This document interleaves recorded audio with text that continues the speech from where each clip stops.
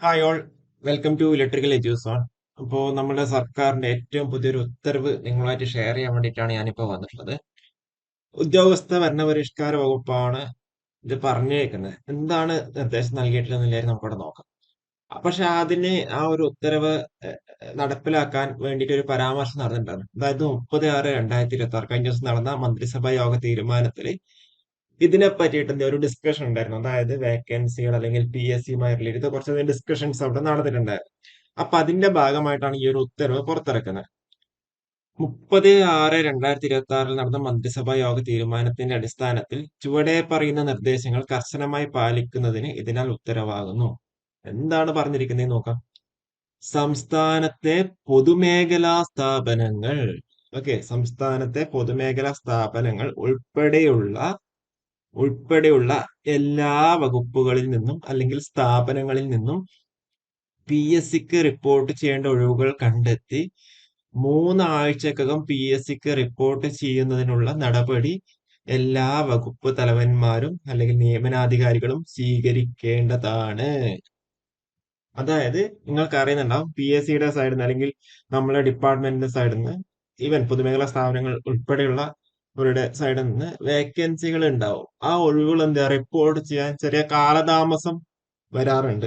നിങ്ങൾക്ക് തന്നെ അറിയുന്ന കാര്യമാണ്. അല്ലെങ്കിൽ നിങ്ങൾ തന്നെ ഏതെങ്കിലും ഒരു അഡ്വൈസ് നോക്കിക്കഴിഞ്ഞു കഴിഞ്ഞാൽ നിങ്ങൾക്ക് അറിയുന്നുണ്ടാവും, അതിൽ കൃത്യമായിട്ട് പറഞ്ഞിട്ടുണ്ടാവും ആ ഒരു വേക്കൻസി എപ്പോഴാണ് നിലവിൽ വന്നതെന്നും അല്ലെങ്കിൽ ആ വേക്കൻസി എപ്പോഴാണ് അറൈസ് ആയതെന്നും അല്ലെങ്കിൽ ആ വേക്കൻസി എപ്പോഴാണ് ഉണ്ടായതെന്നും എപ്പോഴാണ് PSCക്ക് റിപ്പോർട്ട് ചെയ്തത് എന്നുള്ളൊരു ഡാറ്റ നിങ്ങൾ ഏത് അഡ്വൈസ് നോക്കിക്കഴിഞ്ഞാലും അതിൽ കാണുന്നുണ്ടാവും.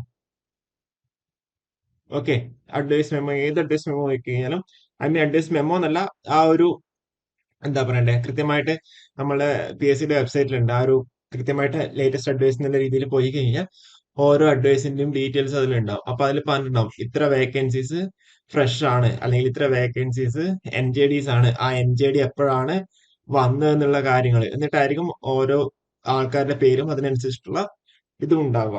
ഏത് അഡ്വൈസ് നോക്കിക്കഴിഞ്ഞാലും അതിലുണ്ടാവും. അതും അല്ലാന്നുണ്ടെങ്കിൽ നമ്മളുടെ PSCയുടെ സ്റ്റാറ്റസ് നോക്കിക്കഴിഞ്ഞാൽ അതിലും കാണാൻ വേണ്ടി പറ്റും. ഓക്കെ, അപ്പൊ നിങ്ങൾക്ക് അറിയുന്ന ഒരു കാര്യമാണ് എന്ത്, നമ്മളുടെ PSCക്ക് റിപ്പോർട്ട് ചെയ്യുന്നതിൽ കാലതാമസം വരാറുണ്ട്. അപ്പൊ ഈ ഒരു കഴിഞ്ഞ ദിവസത്തെ മന്ത്രിസഭാ യോഗത്തില് ഉദ്യോഗസ്ഥ ഭരണപരിഷ്കാര വകുപ്പ് ഈ ഒരു രീതിയിൽ, അതായത് ഇക്കാര്യത്തിൽ വീഴ്ച വരുത്തുന്ന ഉദ്യോഗസ്ഥർക്കെതിരെ ഭരണവകുപ്പ് സെക്രട്ടറിമാർ കർശന നടപടി സ്വീകരിക്കേണ്ടതാണ്. അപ്പം ഈ 3 ആഴ്ച സമയം കൊടുത്തിട്ടുണ്ട്.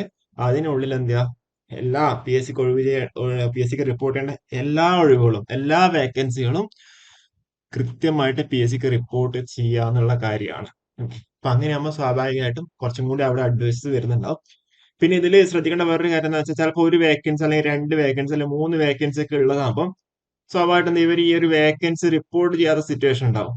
ഓക്കെ, അതെന്താ, താൽക്കാലിക ജീവനക്കാരെ വെച്ചിട്ട് അവരെന്ത് ചെയ്യുക, സ്വാഭാവികമായിട്ടും എന്താ അത് ഓടിച്ചു കൊണ്ടുപോകും. അത് ഗവൺമെന്റിന് ഒരു കണക്കിന് ലാഭമാണ്. കാരണം എന്താണെന്ന് വെച്ച് കഴിഞ്ഞാല് താൽക്കാലികം വെക്കുമ്പോൾ എന്തായാലും നിങ്ങൾക്ക് അറിയുന്നുണ്ടാവല്ലോ.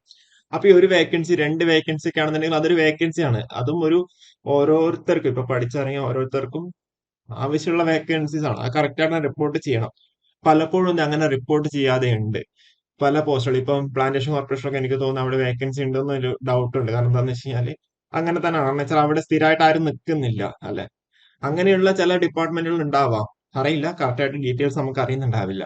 ഓക്കെ, അപ്പൊ അങ്ങനെയുള്ള ഡീറ്റെയിൽസ് അറിയാനും അതേപോലെ അതുമായി റിലേറ്റ് ചെയ്ത കാര്യങ്ങൾ, അതായത് എല്ലാ വകുപ്പ് മേധാവികളും എന്താ കൃത്യമായിട്ട് അത് PSCക്ക് റിപ്പോർട്ട് ചെയ്യണം എന്നുള്ള രീതിയിലുള്ള എന്താ പറയണ്ട ഒരു അപ്ഡേറ്റ് ആണ് എന്ത് ചെയ്തിരിക്കുന്നത് ഇതിൽ നിന്ന് കിട്ടുന്നത്.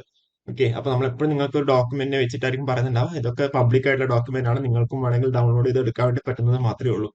ഓക്കെ, അപ്പോൾ നിങ്ങൾക്ക് കാര്യങ്ങൾ ക്ലിയർ ആയിട്ടുണ്ടെന്ന് വിചാരിക്കുന്നത്. എനിവേ, ഇതൊരു സ്റ്റുഡൻസിനെ സംബന്ധിച്ചുള്ള നല്ലൊരു അപ്ഡേറ്റ് തന്നെയാണ്.